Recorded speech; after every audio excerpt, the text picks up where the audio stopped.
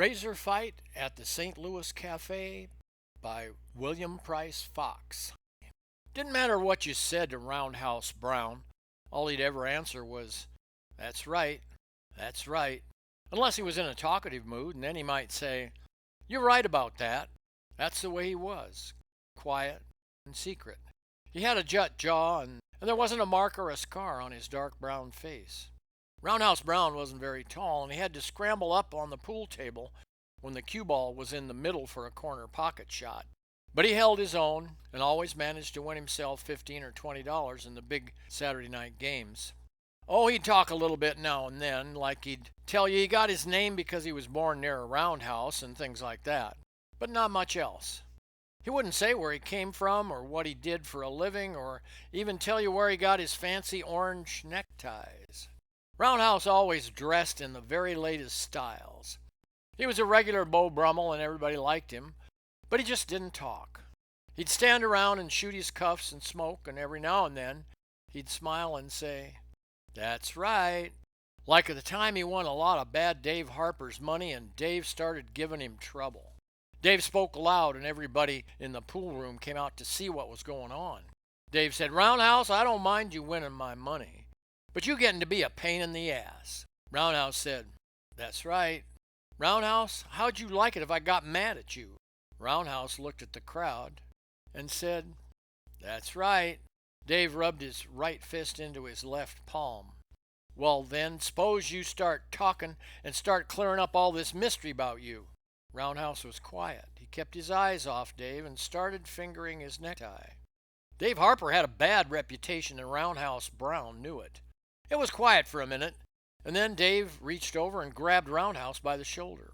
"You are no doubt familiar with the fact I carry a custom-made razor in my back pocket." "That's right."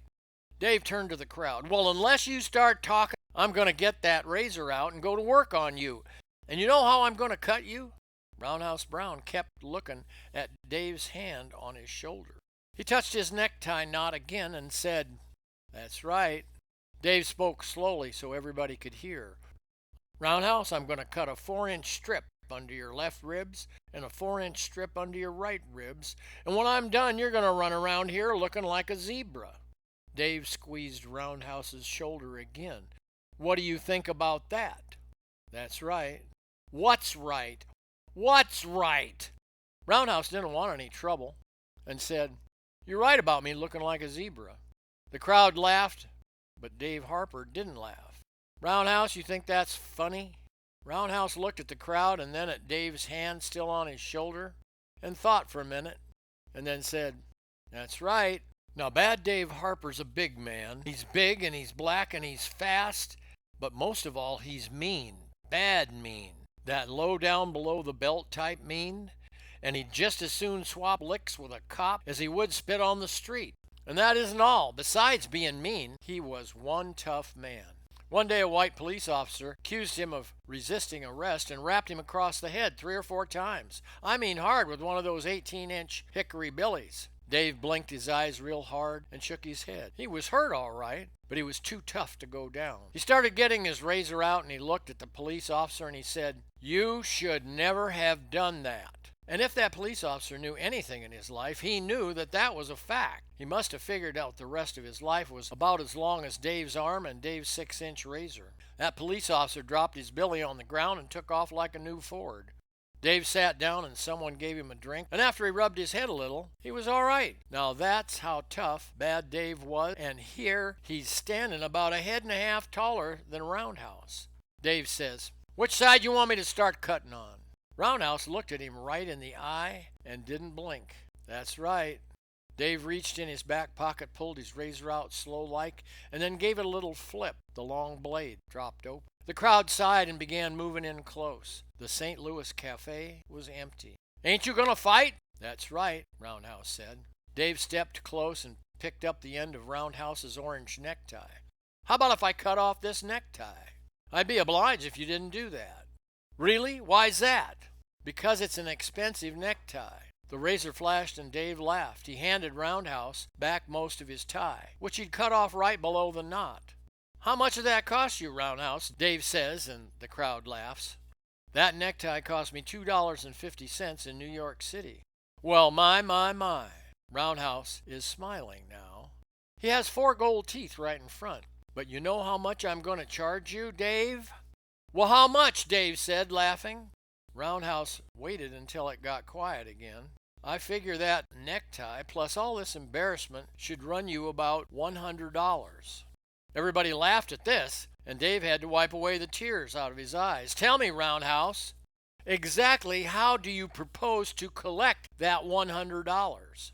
Do you happen to have $100? Roundhouse asks. Dave didn't like this at all. He slapped his razor in the palm of his left hand. I got $250 if you happen to have some way to get it. Dave put the razor in his left hand and began drying his right hand on his trousers. How much you charge me if I cut off that necktie knot and tickle your Adam's apple a little bit? Roundhouse took 2 long steps back. There wouldn't be any extra charge for that, Dave. You know exactly what you're doing here, Roundhouse, Dave says. That's right.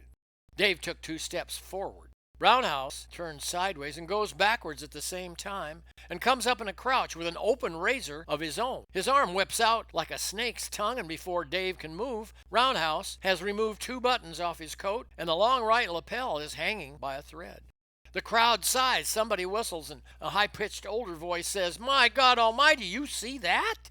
Dave ignored the lapel and jumps again. Dave circles, Roundhouse circles. Dave fakes and stops. Roundhouse picks up Dave's timing, and with a little fluttering movement, his arm flashes again. The blade comes back, tipped with red. The long lapel falls away from Dave's coat. His shirt's laid open, and a fine line is drawn down his chest. It's a light cut and barely bleeding. Dave is real quiet now. He's sweating, and his face looks lighter. They circle again, slowly, right arms out, blades up, left arms balancing in the air like fencers. Slowly, quietly, like it's a secret. No noise from the crowd, no noise from the shoes, no noise from the St. Louis cafe. They kept their bodies back and made little jiggling movements with their razor points. Nothing's as quiet as a razor fight. Dave flicked twice, then again, then rushes and hooks the blade for Roundhouse's throat. Roundhouse rolls to the left and back again, and then he begins to hum. Dave is getting madder and madder. He wanted to kill Roundhouse and nothing else. The sweat's glistening off his forehead and off the back of his hands. Roundhouse stops, steps back, dries his hand on his pants. Dave does the same thing. Then Dave flexes his shoulders and moves in. He bobs up and down on 3 levels at once. He shouts and slashes at Roundhouse. Roundhouse moves with him. "That's right," he says, and he moves sideways again. Spins away from 2 slashes, and then he comes up under the 4th. They collide, and Roundhouse leaps away as Dave's blade misses again. The crowd sighs and moans. Dave's coat and shirt are laid open again, this time across the top of both pockets on the coat. His skin shows through. Dave must feel a draft because he steps back and looks at the cuts. Roundhouse couldn't have done a better job with a new pair of scissors. Dave studies his skin, traces his fingers across one cut and then down the other. Then he closes his razor, pulls out his wallet. "You pretty good with that steel," he says. Roundhouse Brown nods and says, "You right about that, Dave."